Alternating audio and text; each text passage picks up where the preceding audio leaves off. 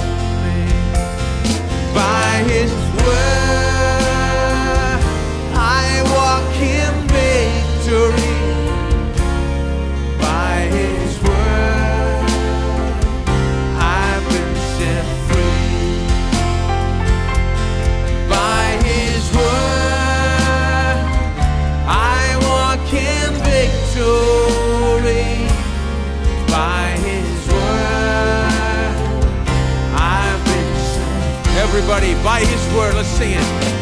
By His word, I have no fear in me.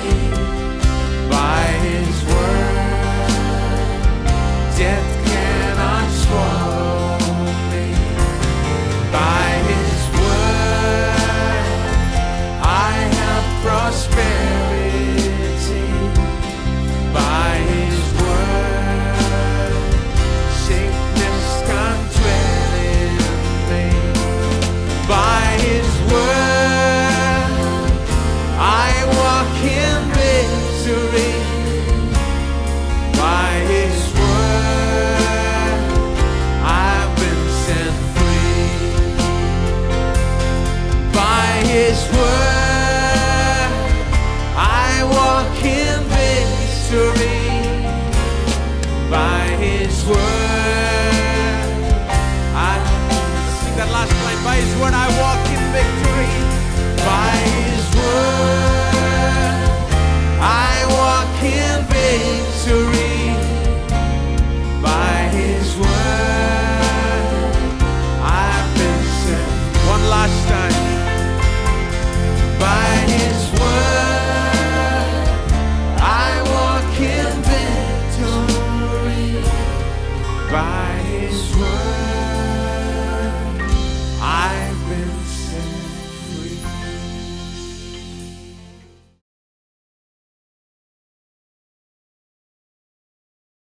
गिनती अध्याय 13। चलिए अध्याय 13 में चलते हैं। उनको कनान देश का भेद लेने के लिए भेजते समय मूसा ने कहा, इधर से अर्थात दक्षिण देश होकर जाओ और पहाड़ी देश में जाकर उस देश को देखो कि वो कैसा है, और उसमें बसे हुए लोगों को भी देखो कि वो बलवान है या निर्बल, थोड़े या बहुत। जिस देश में बसे हैं वो कैसा है, अच्छा या बुरा, और वो कैसी कैसी बस्तियों में बसे हुए हैं, और तंबू में रहते या किलों में रहते हैं, और वो देश कैसा है, उपजाऊ है या बंजर है, और उसमें वृक्ष है या नहीं।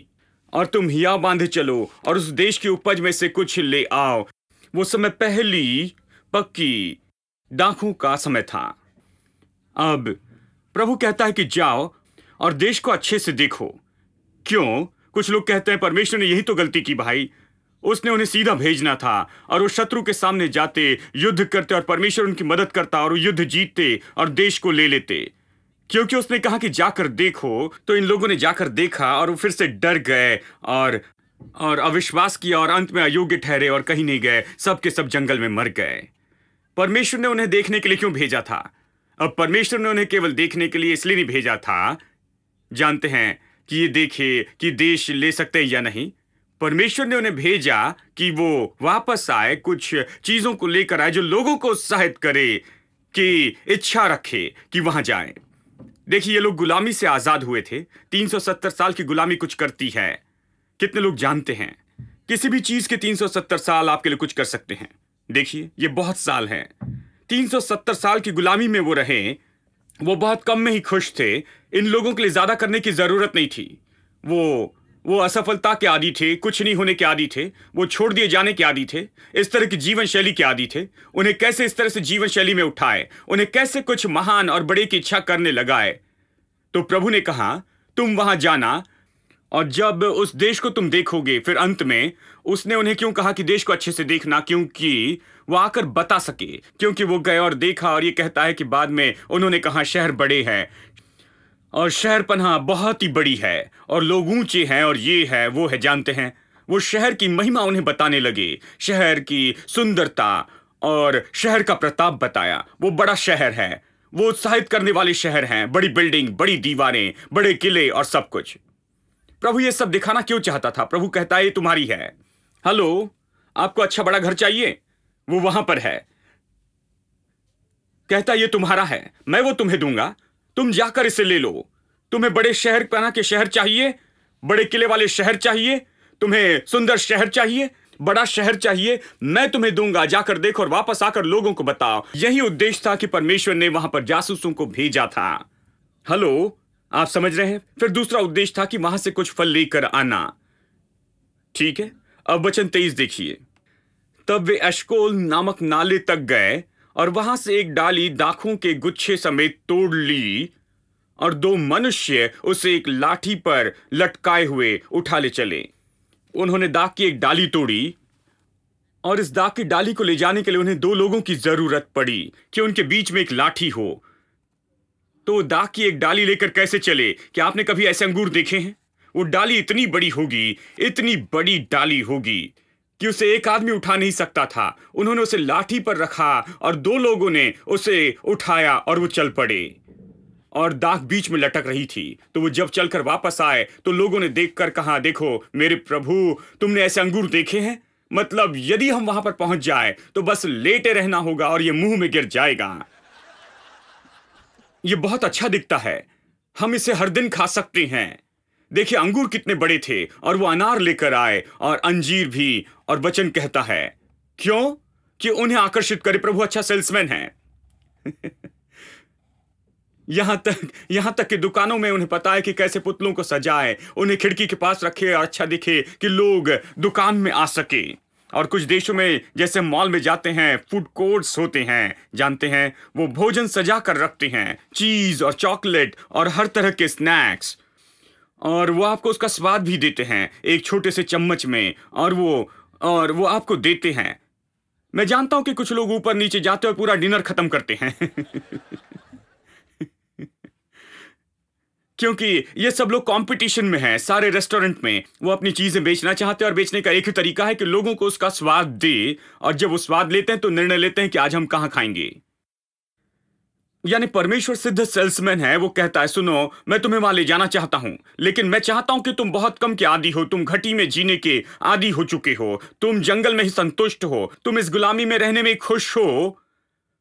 मैं तुम्हें आकर्षित करूंगा, मैं तुम्हें कुछ करने दूंगा कि तुम कुछ महान की इच्छा रख सको। मैं चाहता हूं कि तुम में भीतर जाने के लिए कुछ विश्वास हो। मैं चाहता हूं कि तुम इच्छा रखो। इसलिए जब उसने परमेश्वर के जैसे विश्वास के बारे में बताया कि परमेश्वर के जैसे विश्वास रखो, फिर वो कहता है जो इस पहाड़ से कहेगा कि उखड़ जा और समुद्र में जा पड़, और अपने दिल में संदेह न करे, और जो विश्वास करे कि जो कहता पूरा होगा, तो वो जो भी कहता उसे मिल जाएगा। और अगला वचन 24 कहता है, इसलिए मैं तुमसे कहता हूं, जब तुम विश्वास करो कि मिल गया तो तुम्हें मिल जाएगा। इच्छा रखना मसीह जीवन का सार है। प्रभु आप पर कैसे काम करता है? वो आपको इच्छा देता है। प्रभु आपको जीवन के अगले स्तर पर कैसे ले जाता है? वो आपको इच्छा देता है। हेलो, क्या आप में कोई इच्छा है? कुछ लोग कहते हैं मुझ में कोई इच्छा नहीं है ब्रदर। वो सोचते हैं वो बहुत आत्मिक हैं। मेरे पास कोई इच्छा नहीं, मुझे कुछ नहीं चाहिए। तो आप विश्वासी नहीं हैं, क्योंकि यदि आप में कोई इच्छा नहीं है तो इसका अर्थ है कि आप प्रार्थना नहीं कर रहे हैं, क्योंकि प्रार्थना करना इच्छा रखना है। तुम जो कुछ भी चाहते हो, विश्वास करो कि तुम्हें मिल गया और तुम्हारे लिए हो जाएगा। यानी इच्छा के बिना कोई प्रार्थना नहीं है। प्रार्थना तो केवल अपनी इच्छा प्रकट करना है। हेलो, क्या मैं आमीन सुन सकता हूं? कुछ लोग सोच रहे मेरे प्रभु मैं कहां पर आ गया। चिंता मत कीजिए, अच्छे चर्च में आए हैं। अब तक कहां पर थे? तुम जो भी चाहो, इच्छा ही सार है। जब मैं छोटा था, मैंने एक भाई को पियानो अकॉर्डियन बजाकर गाते देखा, बहुत सुंदर गीत, जब मैं 9 साल का था। मैं पहले से थोड़ा गाता था, यहां और वहां जानते हैं, लेकिन मैंने इस भाई को पियानो अकॉर्डियन बजाकर गाते देखा और मेरे दिल की हर बात ने कहा कि मुझे ये करना ही होगा, मुझे करना चाहिए, मुझे इसके जैसे गाना है और प्रचार करना है। ये बहुत ही अद्भुत है, मुझे यही करना चाहिए। मैं घर में आया और प्लास्टिक बास्केट ली और कुर्सी पर खड़ा हो गया और सारे बच्चों को इकट्ठा किया और मैं बस अपनी सभा करने लग गया। पियानो अकॉर्डियन बजाकर गा रहा था और मेरे माता पिता ने सोचा कि ये 1 या 2 दिन में खत्म होगा ये इच्छा, लेकिन ये परमेश्वर ने दी इच्छा थी। तो 1 साल बीत गया, 2 साल बीत गए, 3 साल बीत गए, ये खत्म नहीं हुई, ये इच्छा बढ़ते और बढ़ते चली गई। उन दिनों में मेरे पिताजी के पास ज्यादा पैसे नहीं होते थे। उन्होंने किसी तरह से 400 रुपए इकट्ठा किए। जब मैं 12 साल का था और मुझे पुराना पियानो अकॉर्डियन खरीदने के लिए ले गए। मुझे पता नहीं था कि इसे कहां पर सीखूं, और उसके पास ले गए जो मुझे पियानो अकॉर्डियन सिखाने लगे और मैं वहां पर जुड़ने के लिए तैयार था। बस 6 महीने में जो मैंने सुना वो बजा सकता था, क्योंकि मैं सीखने के लिए भूखा था, मैं सीखने के लिए इतनी इच्छा रखता था, इसकी इतनी इच्छा थी, इसे बहुत ज्यादा पाना चाहता था। कैसे मैं सफलता की दिशा में आगे जाऊं, जीवन के अगले स्तर की दिशा की ओर मैं कैसे आगे बढ़ते जाऊं। प्रभु आपको कैसे चलाता है, वह आपको इच्छा देता है। पवित्र इच्छाएं प्रभु द्वारा बनाई जाती हैं। अपवित्र इच्छाएं आप में नहीं होनी चाहिए, लेकिन यह कहना कि आप में कोई इच्छा ना हो यह विश्वास नहीं है। आप में वो इच्छा होनी चाहिए जो प्रभु की ओर से है। मैं विश्वास करता हूं कि मैं इसके लिए जन्मा हूं और इसलिए प्रभु ने मुझे इसके लिए इच्छा दी है और इस इच्छा के साथ वो मुझे इस दिशा में लिए चलता है। तो जब छोटा बच्चा कहता मैं डॉक्टर होना चाहता हूं, मुझे याद है एक बार उसने पास्टर से कहा, उस पास्टर से कहा मैं डॉक्टर होना चाहता हूं। पास्टर ने कहा तुम घमंडी बच्चे हो, तुम्हें कंपाउंडर होना चाहिए। मैंने कहा मेरे प्रभु जानते हैं, इस बच्चे को छोड़ दो, वो छोटा बच्चा है, डॉक्टर होना चाहता है। शायद प्रभु ने इसके अंदर डॉक्टर होने की इच्छा रखी है। ये गरीब बच्चा है, जानते हैं, वो डॉक्टर होना चाहता है। आप में इच्छा होनी चाहिए। आमीन। इसलिए परमेश्वर ने इन लोगों को भेजा, कहा जाओ देखो, आकर बिल्डिंग के बारे में बताना, आकर शहरपना के बारे में बताना, आकर गढ़ों को बताना, उस शहर की महानता के बारे में बताना, शहर की सुंदरता बताना और सुंदर अंगूर और अनार और अंजीर के बारे में लोगों को बताना और लोगों के लिए कुछ सैंपल लेकर आना, उन्हें देखने देना। और ये गुलाम इच्छा रखेंगे कि जाकर इन अद्भुत चीजों को वो प्राप्त कर ले। इसलिए परमेश्वर ने ये दिया, उन्हें मौका दिया कि जाकर देश का भेद ले और वापस आकर बताएं। वचन 26। और पारान जंगल के कादेश नाम स्थान में मूसा और हारून और इस्राएलियों की सारी मंडली के पास पहुंचे और सारी मंडली को संदेश दिया और उस देश के फल उनको दिखाएं। उन्होंने मूसा से यह कहकर वर्णन किया कि जिस देश में तूने हमें भेजा था उसमें सचमुच दूध और मधु की धाराएं बहती है। हाँ, अवश्य ही तुम सही हो, उसमें दूध और मधु की धाराएं बहती है और ये उसके कुछ फल हैं। परंतु हाँ, यहीं पर शुरू हो गए। मैं आपको बताऊं, कुछ भी हो, उन्होंने सब देखा, दूध और मधु को देखा, सब कुछ देखा, लेकिन इसे देखिए, परंतु उस देश के निवासी बलवान हैं और उनके नगरगढ़ वाले हैं और बहुत बड़े हैं, और हमने वहां पर अनाक वंशियों को भी देखा। प्रभु चाहता था कि वही देखे। उसने कहा मैंने तुम्हारे लिए पहले शहरपना बनाई है। यह शहरपना तुम्हारे लिए है, वो बिल्डिंग तुम्हारे लिए है, वो किले तुम्हारे लिए हैं, वो घर तुम्हारे लिए है। लेकिन ये चीज जो प्रभु ने उनके लिए बनाई वही समस्या हो गई। उन्होंने कहा बड़ी है, हम उन तक नहीं जा सकते, हम भीतर नहीं जा सकते। और फिर उन्होंने कहा दक्षिण में अमालेकी बसे हुए हैं और पहाड़ी देश में हित्ती, यबूसी और एमोरी रहते हैं, और समुद्र के किनारे किनारे पर यरदन नदी के तट पर कनानी बसे हुए हैं। पर कालेब ने मूसा के सामने प्रजा के लोगों से कहा हम अभी चढ़ के उस देश को अपना कर ले, क्योंकि निस्संदेह हम में ऐसा करने की शक्ति है।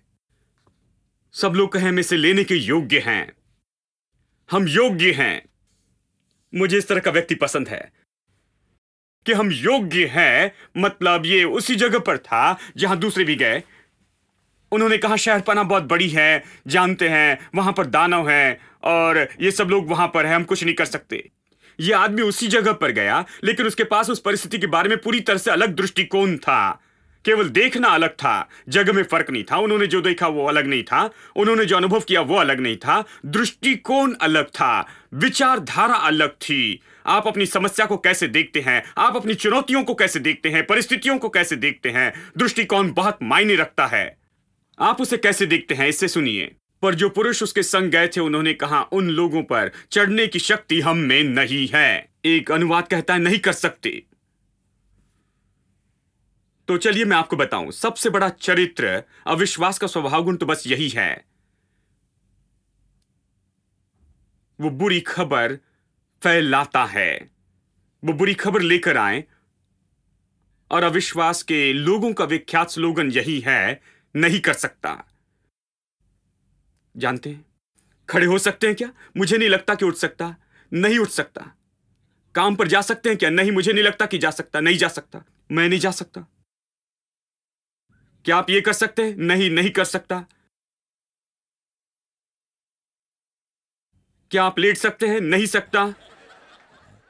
सब नहीं सकता। जानते हैं, ये तो अविश्वास के लोगों की विख्यात कहावत है, नहीं कर सकता, नहीं कर सकता। क्या आपने कभी ऐसे लोगों को देखा है?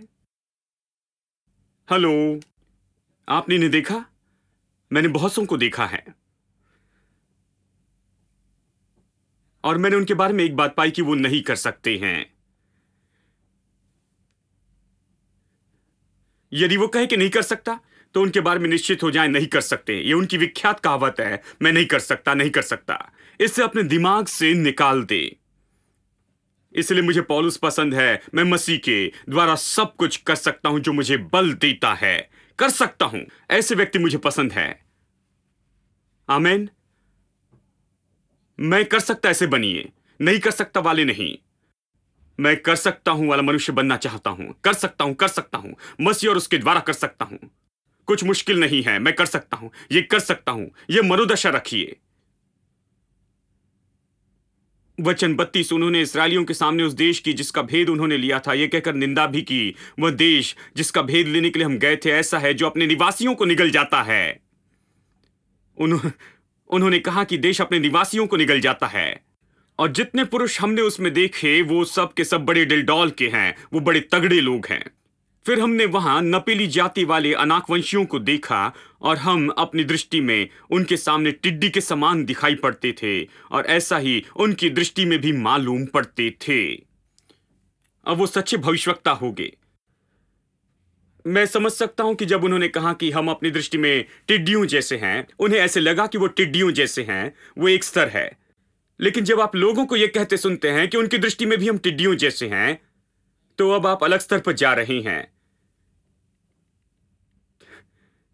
क्या आपने कभी ऐसे लोगों को देखा? वो कहते हैं मुझे पता है मेरी सास मेरे बारे में क्या सोचती है। वो मेरे बारे में बहुत नीचा सोचती है। ब्रदर, आपको कैसे पता? क्या उसने आपको बताया? नहीं, लेकिन मुझे पता है। तो आप भविष्यवक्ता नहीं हो गई ना, आप दर्शी हो गई।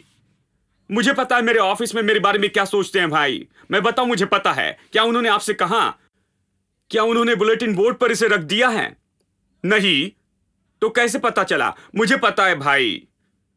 हां, आप सोचते हैं कि वो इतने मूर्ख है, लेकिन कई बार हम ऐसा करते हैं। मुझे पता है क्या सोचते हैं। मुझे पता है मेरे पति क्या सोचते हैं। क्या उन्होंने बताया? तो कहते नहीं। आपको कैसे पता चला? मुझे पता है। आपको कैसे पता चला? तभी दिमाग पागल हो जाता है। जानते हैं कि यहां पर कुछ न कुछ गलत हो रहा है। अविश्वास ज्यादा काम कर रहा है। अब चमत्कार हो गए। वो 40 साल तक जंगल में रहे जो 10 दिन में पार कर सकते थे। ये चमत्कार है, मानते हैं ना? वो गोल गोल घूमते रहे 40 साल तक 10 दिन में यात्रा पूरी करने के बजाय। ये चमत्कार है। इसे सुनिए। तब सारी मंडली चिल्ला उठी और रात भर वे लोग रोते ही रहे। पिछले हफ्ते की शिक्षा क्या थी? रोने के बारे में। मैंने आपको दिखाया कि अविश्वास का एक चिन्ह है रोना। तो हमने अविश्वास के बहुत से चिन्ह देखे हैं। अविश्वास के चिन्ह क्या है? बुरी खबर देते हैं। यह कहता मैं नहीं कर सकता, इससे शत्रु बड़ा दिखता है। हां, यह कहता है कि वो खुद कुछ भी नहीं है, छोटे हैं, शत्रु बड़ा है। यह कहता है कि प्रभु कुछ नहीं है, उसे परमेश्वर नहीं मानते हैं। यह सब अविश्वास के चिन्ह है। आप उस व्यक्ति को देखते जो कहता है कि समस्या बड़ी है, तो फिर समस्या है। यही समस्या है। समस्या कोई बड़ी समस्या नहीं, समस्या के लिए उनका दृष्टिकोण ही बड़ी समस्या है। हेलो, वो जिस तरह से समस्या को देखते हैं वो समस्या है। वो कह रहे हैं कि समस्या इतनी बड़ी है, प्रभु के बारे में क्या, वो प्रभु के बारे में बहुत कम कहते, खुद के बारे में क्या, वो खुद को बहुत नीचा समझते हैं। कुछ साल पहले अमेरिका में अध्ययन किया गया, एक बड़ी कंपनी में अध्ययन किया, जहां उन्होंने सारे देश में उनको देखा जो नियमित रूप में चर्च में जाते हैं और जो लोग चर्च में नहीं जाते हैं। बिल्कुल ही उनके आत्मसम्मान को गिना गया, किसमें ज्यादा आत्मसम्मान है, जो लोग नियमित रूप में चर्च में जाते हैं या जो लोग कभी चर्च में नहीं जाते हैं। उन्होंने परिणाम, चौंकाने वाले परिणाम पाए। उन्होंने पाया कि जो लोग कभी चर्च में नहीं जाते हैं उनमें ऊंचा आत्मसम्मान था उन लोगों से जो नियमित चर्च में जाते हैं। अब यह मुझे दुखी करता है, मुझे कहना पसंद नहीं सबके सामने, क्योंकि मैं एक प्रचारक हूं, लेकिन इससे दुखी होता हूं। हमें इसका जवाब देना है। क्यों चर्च को क्या हो गया कि आप चर्च में जाते हैं और कम आत्मविश्वास के साथ में बाहर आते हैं? आप चर्च में जाते हैं और खुद पर विश्वास नहीं कर सकते? क्यों चर्च के लोगों को क्या हो गया? क्योंकि हमने लोगों को चर्च में आने के बाद बस उनके सिर पर मारते गए हैं। हमने कहा तुम कुछ नहीं हो, तुम केवल धूल और कीड़े हो, बेकार हो, पापी हो, जानते हैं तुम किसी चीज के योग्य नहीं। तुम्हें लगता है कि तुम उड़ोगे, देखते हैं कि कैसे करते हो, जानते हैं तुम्हें पीछे छोड़ दिया जाएगा। हम लोग इस तरह कहते, हम उन्हें नीचे रखते हैं और सोचते हैं कि हम महान सेवा कर रहे हैं, उन्हें नम्र रखने की कोशिश कर रहे हैं। प्रचारकों का एक काम है कि वो सोचते हैं, कुछ प्रचारक सोचते हैं कि उनका काम लोगों को बस नम्र रखना है।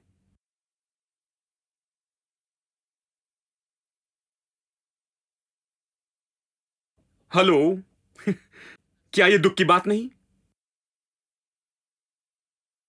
वो सब रोए। अब वो सब क्यों रोए? अब कुछ हुआ था असाधारण। वो ये है कि कुछ लोगों में जो अविश्वास था वो बुला गया और अब वो हर व्यक्ति पर आ गया था। ये जंगल की आग के जैसे फैल गया। अब सारा देश अविश्वास से भर गया, जानते हैं।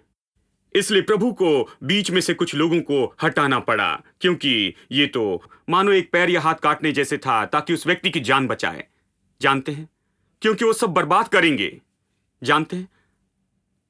अब सारा देश रो रहा था, सब लोग रो रहे थे। कल्पना कीजिए, लाखों लोग रो रहे थे। सब इस्राएली मूसा और हारून पर बुड़बुड़ाने लगे और सारी मंडली उससे कहने लगी, भला होता कि हम मिस्र में मर जाते या इस जंगल में ही मर जाते। मिस्र में हम मर जाते या जंगल में ही मर जाते। मिस्र में हम मर जाते, कम से कम जंगल में हम मर जाते, हमें कहीं तो मरना है। प्रभु ने कहा, ठीक है, मैं प्रबंध करता हूं।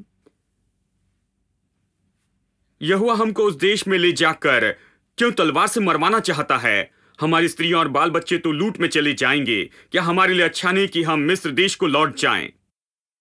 देखिए, उन्होंने कहा हमारे बच्चे बंधुआई में चले जाएंगे, और परमेश्वर ने बाद में कहा तुम नहीं जाओगी, लेकिन तुम्हारे बच्चे जिनके बारे में सोचते हो कि बंधुआई में जाएंगे वो जाएंगे। देखिए ये कितना प्रभु इन लोगों से परेशान हो गया। तुमने कहा कि तुम्हारे बच्चे बंधुआई में जाएंगे, तुम देखो तुम्हारे बच्चे जाएंगे, तुम वहां नहीं जाओगे। उसने कहा ये अविश्वास का बुरा स्वभाव है। फिर वे आपस में कहने लगे, आओ हम किसी को अपना प्रधान बना ले और मिस्र को लौट चले। ये मूसा अच्छा नहीं है, हमें दूसरा पास्टर चाहिए कि हमें मिस्र में वापस ले जाएं। ऐसे बहुत से उपलब्ध हैं। तब मूसा और हारून इस्राएलियों की सारी मंडली के सामने मुंह के बल गिरे, और नून का पुत्र यहोशू और यपुन्ने का पुत्र कालेब, जो देश का भेद लेने वालों में से थे, अपने अपने वस्त्र फाड़कर इस्राएलियों की सारी मंडली से कहने लगे, जिस देश का भेद लेने को हम इधर उधर घूम कर आए हैं वो अत्यंत उत्तम देश है, बहुत अच्छा देश है। यदि प्रभु हमसे प्रसन्न हो तो हमको उस देश में जिसमें दूध और मधु की धाराएं बहती है पहुंचाकर हमें दे देगा। मुझे ये प्रचार पसंद है। यहां ये मनुष्य खड़े होकर कहता है, देखो ये उत्तम भूमि है, ये बहुत अच्छी भूमि है। यदि प्रभु चाहे, यदि केवल प्रभु को ये करने दे तो हमें देश मिल जाएगा। यही वो कह रहे थे। केवल यहोवा के विरुद्ध बलवा न करो और न उस देश के लोगों से डरो, क्योंकि वे हमारी रोटी ठहरेंगे। वो केक के जैसे हैं, यही कह रहे थे। वो हमारी रोटी है और कुछ नहीं। ये न कहना कि वो हमें खा लेंगे, हम उन्हें खा लेंगे, हम उन्हें खत्म कर देंगे। वो कुछ नहीं, हमारे शत्रु कुछ नहीं है। अब इसे सुनिए, छाया उनके ऊपर से हट गई और यहोवा हमारे संग है, उनसे न डरो। अब क्या आपको नहीं लगता ये अच्छी बात है? कितने लोग कहेंगे अच्छी बात है?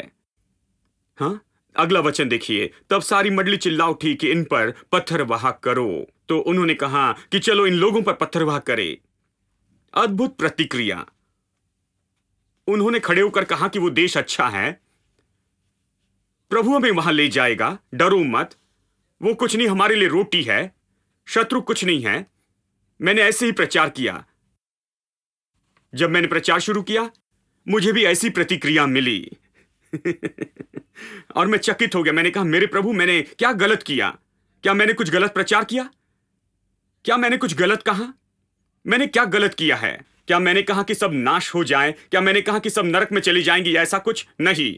मैंने कहा सब बेहतर करते हैं, प्रभु पर विश्वास करते हैं, चलो सब दूध और मधु के देश में चलते हैं। क्या कुछ इसमें गलत है? उन्होंने इतना अद्भुत और सकारात्मक कहा, विश्वास की बात कही, और अविश्वास तो विश्वास पर क्रोधित होता है। यह एक और स्वभाव गुण है, विश्वास पर क्रोधित होता। अंत में परमेश्वर ने कहा 10 बार, वचन 22 में, उन्होंने 10 बार मेरी परीक्षा की। बस हो गया, तुम नहीं जाओगे। मैं आपको बताऊं दोस्तों, मुझे आपके बारे में पता नहीं, लेकिन मैं उन सारी चीजों को लेना चाहता हूं जो प्रभु ने हमारे लिए रखी है। आमीन।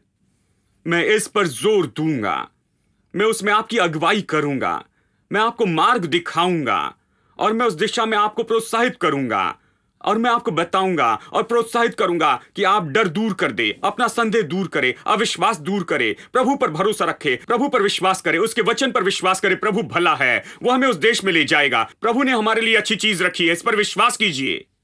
आइए उसमें चलते हैं। प्रभु ने जो हमारे लिए रखा है उसे ले लेते हैं। कितने लोग इसके लिए आमीन कहेंगे? In your name, clouds of darkness tremble.